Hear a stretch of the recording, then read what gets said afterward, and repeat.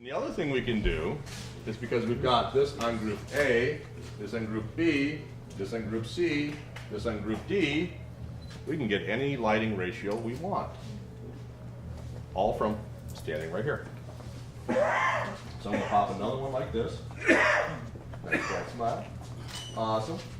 Now I want to get a 2-to-1 lighting ratio. I'm going to go to group B here. Oh, sorry. And I'm just going to turn that power down. I'm going to take that down 2 stops. Partially because it's all blending together here. This is all non-TTL, right? Non-TTL and manual. Boom. Now, I go from this, to short lighting. From this, whoops, from this to that. Okay, I'll see you guys on Monday.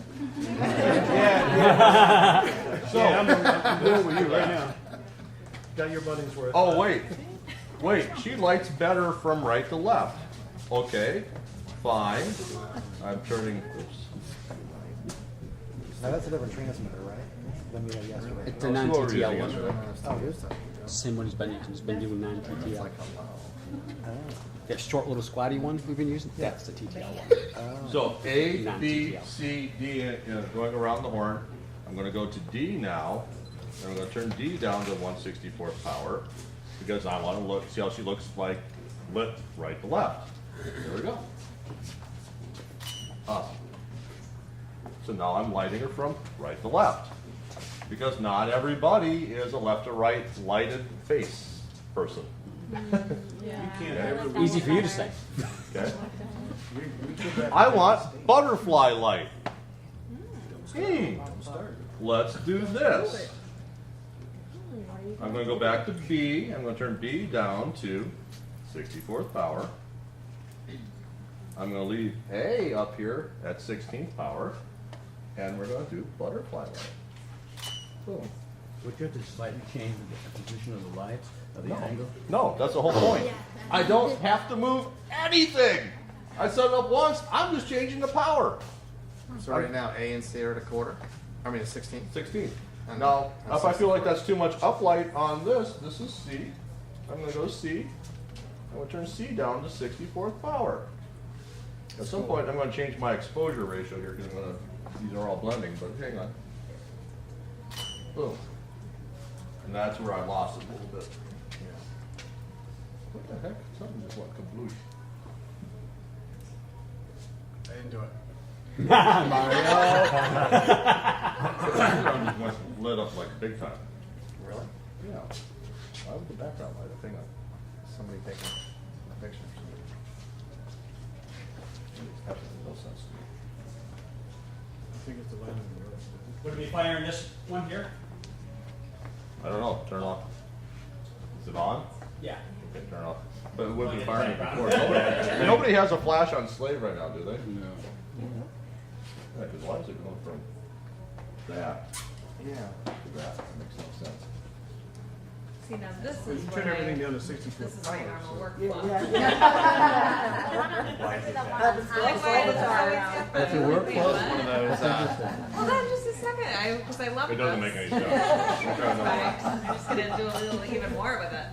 Okay, gone. I don't know, whatever. I bet that flash started to kick on That must be what and lit it up. You got all channels on, so it went Okay. off. Several ways this happening. This one's not on. Oh, great, that's perfect. I just This keep is real it light. What was on? So what we did is we took down the Yeah, uplight a on the little bit tripod. and made it And just it's a little even right bit at more the background. butterfly.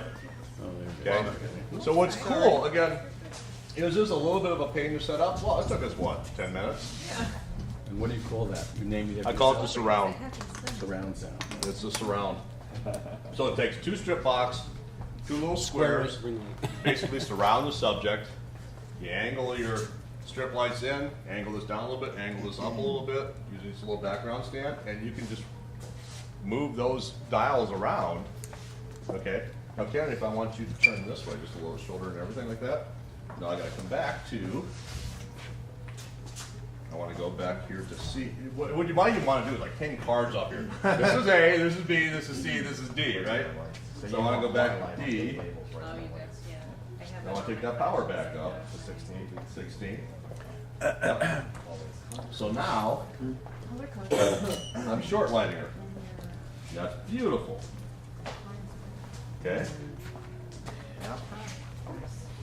You guys understand short light? Anybody not understand short light? That's okay. I will explain it. You don't mind? It's when we light Julie.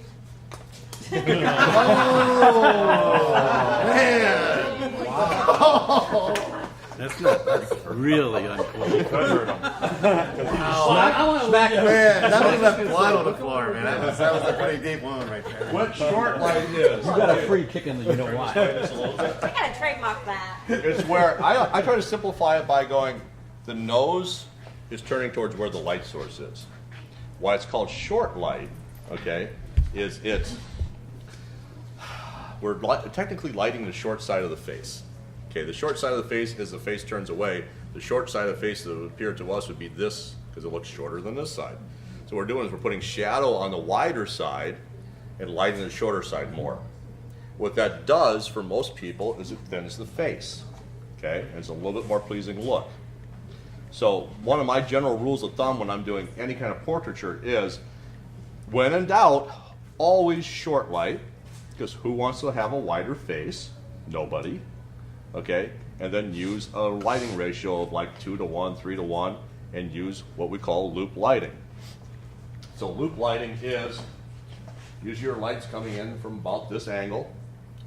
If I were to take this way up high in a steeper angle, it's going to drop that shadow a little bit more dramatically, and that's where we get into what? Anybody? Rembrandt. Rembrandt. Okay, why is it called Rembrandt lighting? Anybody know?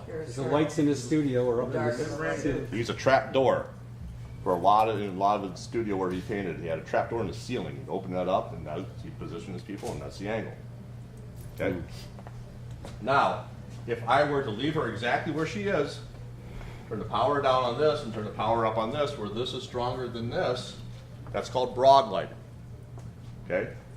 In general, there's exceptions to this rule. In general, try not to broad light people. But who can you broad light? People with narrow faces. People with narrow faces, long narrow faces especially, where you actually want to add a little width onto it. Guys, you can tend to broad light guys better than women. Okay. Now there are again exceptions to all these rules, but one of the big concepts I want to get across with this is that have a purpose and a reason for where you're turning somebody and where you're placing your light. I'm not just, I'm putting my light here and she's turning away and I don't know why I don't like this as much. Well, maybe it's because it's broad light, right? So, short light. Butterfly, when you guys heard me say butterfly, butterfly is when your dominant light source is directly above in front of your lights, of your subject, because it's dropping a little shadow underneath the nose. That's something you don't use on everybody. Where it works better is, remember when I was doing the beauty dish stuff yesterday, it works better with people with dominant cheekbones, fairly symmetrical faces. Okay? Now Kennedy, we can light her any way we want. Yay. Good job. Way to be photogenic. Good go.